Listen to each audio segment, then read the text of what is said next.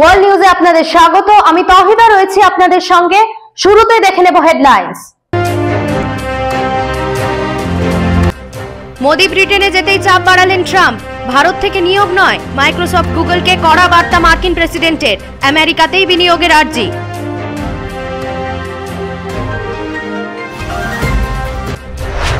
যুদ্ধবিরতিতে রাজি হামাস, 3 শর্ত ইসরায়েলকে, প্রস্তাব খতিয়ে দেখছেন নেতানিয়াহু। স্থায়ী যুদ্ধবিরতি চাইল ভারত।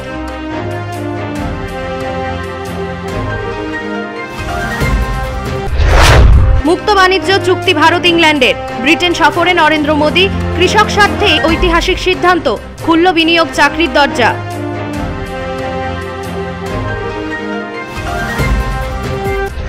গাজায় খাদ্য সংকট, মৃত্যুর মুখে মানুষ। রিপোর্ট রাষ্ট্রসংঘের। ধ্বংস 95% হাসপাতাল। মুসলিম রাষ্ট্রগুলোকে এক হওয়ার ডাক ইয়েমেনের।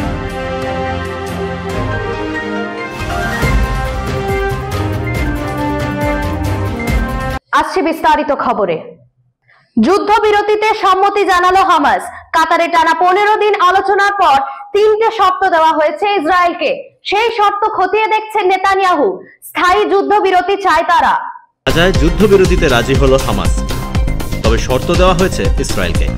সেই শর্তে বলা হয়েছে গাজায় ত্রাণ পাঠানোর জন্য সম্মতি দিতে হবে। যেসব এলাকায় এখন আর ইসরায়েলি বাহিনী নেই সেখানে আর তারা প্রবেশ করতে পারবে না। স্থায়ী যুদ্ধবিরতি করতে হবে। কাতারের দোহায় 15 দিন ধরে টানা আলোচনা চলছিল। আজ সকালে তারা যুদ্ধবিরতিতে রাজি হয়েছে বলে জানানো হয়েছে। এই প্রস্তাব পাঠানো হয়েছে নেতানিয়াহুর কাছে। প্রস্তাব খতিয়ে দেখছে ইসরায়েল সরকার। যেসব এলাকায় ইসরায়েলি বাহিনী নেই তার মানচিত্র প্রকাশের দাবি জানিয়েছে হামাস। এই শর্ত নিয়ে ইসরায়েল এখনো দ্বিধায় রয়েছে। গতকাল থেকে ইসরায়েল দাবি করেছিল তাদের সব বন্দীকে মুক্তি দিতে হবে। হামাসের হাতে এখন 49 জন বন্দী রয়েছেন। এর মধ্যে 27 জনের মৃত্যু হয়েছে বলে দাবি ইসরায়েলি সেনার। তবে যেভাবে গাজার মানুষকে না খেতে দিয়ে মৃত্যুর মুখে ঠেলে দেওয়া হচ্ছে তা নিয়ে আন্তর্জাতিক স্তরে চাপে পড়েছেন নেতানিয়াহু। ইউরোপের দেশগুলো এখন সরাসরি নেতানিয়াহুর বিরুদ্ধে মুখ খুলতে শুরু করেছে। নেদারল্যান্ড পরিষ্কার জানিয়ে দিয়েছে ইসরায়েল যুদ্ধ অপরাধী। যেভাবে আম জনতাকে হত্যা করা হচ্ছে তা কখনো মেনে নেওয়া যায় না। নেদারল্যান্ডে কত ইসরায়েলি রয়েছে তার গণনার কাজও শুরু করেছে সে দেশ। ব্যুরো রিপোর্ট, খবরের কলম ডিজিটাল। গাজায় খাদ্য সংকট বাড়ছে প্রতিদিনই। না খেতে পেয়ে মৃতের সংখ্যা বাড়ছে।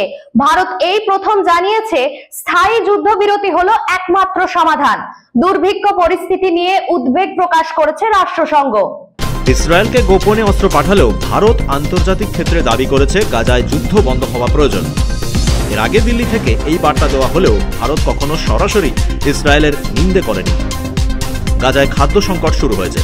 প্রায় দুর্ভিক্ষের কবলে পড়েছেন মানুষ। এই পরিস্থিতিতেও গাজায় ত্রাণ সামগ্রী পাঠাতে দিচ্ছে না ইসরায়েল। আজও না খেতে পেয়ে মৃত্যু হয়েছে 15 জনের। খাবারের জন্য লাইনে দাঁড়াতে গেলে গুলি আর বিষাক্ত স্প্রে করছে ইসরায়েলি সেনা। মানুষ হয় মৃত্যুর মুখে ঢলে পড়ছেন, নতুবা প্রাণের ভয়ে ছুটছেন তারা।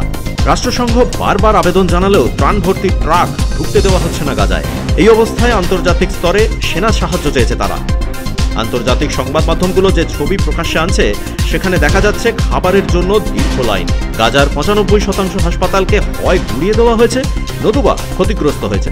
যে 5% হাসপাতালে চিকিৎসা চলছে সেখানে পর্যাপ্ত সরঞ্জাম নেই। ইউরোপ গতকাল বড় প্রশ্ন তুলে দিয়েছিল। ইউরোপীয় ইউনিয়ন তথ্য প্রকাশ করে জানিয়েছিল ইসরায়েলের লক্ষ্য হল গর্ভবতী মা আর মেয়েরা। আসলে গাজা যাতে মুসলিম শূন্য হয়ে যায় সেটাই তাদের লক্ষ্য। ভারত আন্তর্জাতিক স্তরে দাবি জানিয়েছে 60 দিনের যুদ্ধবিরতি কোনো সমাধান নয়, স্থায়ী যুদ্ধবিরতির প্রয়োজন। ব্যুরো রিপোর্ট, খবরের কলম ডিজিটাল। ইমরান খানের 2 ছেলের সঙ্গে ওয়াশিংটনে দেখা করলেন ডোনাল্ড ট্রাম্পের প্রতিনিধি। ইমরানের মুক্তির দাবিতে সোচ্চার হয়েছে আমেরিকা। রাজনৈতিক স্বার্থ সিদ্ধি করার জন্যই পাকিস্তানের প্রাক্তন প্রধানমন্ত্রীকে জেলবন্দি রাখা হয়েছে দাবি ওয়াশিংটনের। ইমরান খানের 2 ছেলের সঙ্গে দেখা করলেন ডোনাল্ড ট্রাম্পের প্রতিনিধি রিচার্ড গ্রেনেল। এক্স হ্যান্ডেলে রিচার্ড যে ছবি পোস্ট করেছেন সেখানে তিনি লিখেছেন, ইমরান খানকে পাকিস্তানের জেলে বন্দি রাখা হয়েছে কেবলমাত্র রাজনৈতিক স্বার্থ সিদ্ধির জন্য। আশা করি দ্রুত তিনি মুক্তি পাবেন। ইমরান খানের 2 ছেলে এখন রয়েছেন ওয়াশিংটনে। সুলেমান ও কাসিমের সঙ্গে দেখা করেন রিচার্ড। ট্রাম্পের এই প্রতিনিধি বলেছেন, প্রথমবার যখন ডোনাল্ড ট্রাম্প মার্কিন যুক্তরাষ্ট্রের প্রেসিডেন্ট ছিলেন তখন ইমরান খানের সঙ্গে তার সম্পর্ক ছিল সবচেয়ে ভালো। এত ভালো সম্পর্ক আর কারোর সঙ্গে ছিল না। ট্রাম্প নিজেই চান ইমরান খান মুক্তি পান। রিচার্ড লিখেছেন, শুধুমাত্র পাকিস্তানের জনতা নন, ইমরান খানের সঙ্গে গোটা বিশ্বের বেশিরভাগ মানুষ রয়েছেন। ইমরান খান শুধু রাজনৈতিক নেতা নন, তিনি ছিলেন পাকিস্তান ক্রিকেট দলের অধিনায়ক। ক্রিকেট থেকে রাজনীতিতে এসেছেন তিনি। তার কথা অতি সাধারণ, আম জনতার জন্য তিনি কথা বলেন। ডোনাল্ড ট্রাম্প তাই তাকে এত পছন্দ করেন। ইমরান খান এখন জেলের ডেথ সেলে রয়েছেন, যেখানে খবরের কাগজ পর্যন্ত দেওয়া হয় না, নেই টেলিভিশনও, এমনকি বইও পড়তে দেওয়া হয় না সেখানে। এমনই অভিযোগ তুলেছে তেহরিক ইনসাফ। ইমরান খানের মুক্তির দাবিতে পথে নামছেন তার দুই ছেলে। এই প্রথম রাজনীতিতে সরাসরি নামছেন সুলেমান ও কাসেম। ব্যুরো রিপোর্ট, খবর কলম ডিজিটাল। ভারত থেকে কর্মী নিয়োগ করা যাবে না, আমেরিকা থেকে কর্মী নিয়োগ করতে হবে। মাইক্রোসফট আর গুগলকে বার্তা দিলেন ডোনাল্ড ট্রাম্প। মার্কিন প্রেসিডেন্ট বলেন, ট্রাম্পের আমলে এই নিয়মই কার্যকর হবে। ভারতের ওপর আরও চাপ বাড়ালেন ডোনাল্ড ট্রাম্প। গুগল আর মাইক্রোসফটকে তিনি নির্দেশ দিয়েছেন আর ভারত থেকে নিয়োগ করা যাবে না, এবার মার্কিন যুক্তরাষ্ট্র থেকে নিয়োগ করতে হবে। এতদিন বিশ্বায়নের জন্যই মার্কিন যুক্তরাষ্ট্রের নিয়োগে টান পড়েছিল। আমেরিকার মানুষ বহুদিন উপেক্ষিত ছিলেন। বেশিরভাগ তথ্য প্রযুক্তি সংস্থা বাইরের দেশ থেকে নিয়োগ করা হয়, ফলে আমেরিকার মানুষ চাকরি পাচ্ছেন না। এবার নির্বাচনের আগে তিনি প্রতিশ্রুতি দিয়েছিলেন, ক্ষমতায় এলে আমেরিকার মানুষের কথা আগে ভাববেন।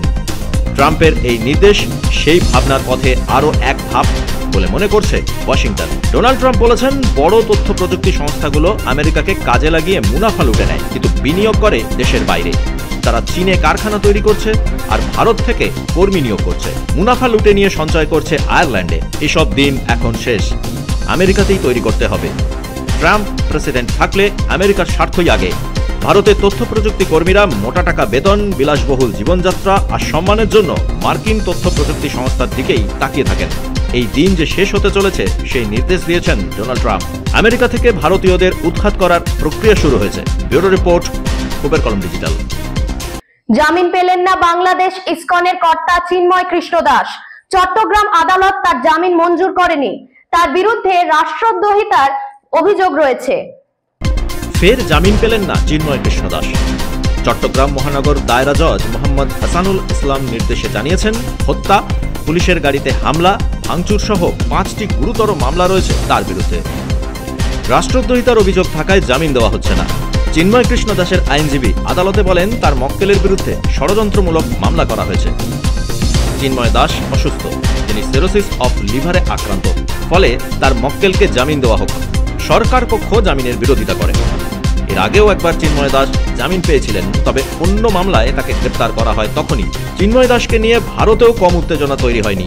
বিজেপি আসরে নেমেছিল চিন্ময় দাসের মুক্তির দাবিতে। বাংলাদেশের সংখ্যালঘুদের উপর অত্যাচার চালানো হচ্ছে বলে অভিযোগ তুলেছিল বিজেপি। ভারতেও সংখ্যালঘুদের ওপর নিপীড়ন চালানো হচ্ছে বলে অভিযোগ তুলেছে বাংলাদেশ।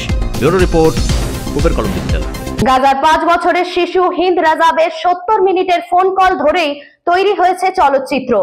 ইসরায়েলি হানায় আহত হয়েছিল সে, বাঁচার জন্য আকুতি জানিয়েছিল রাজাব।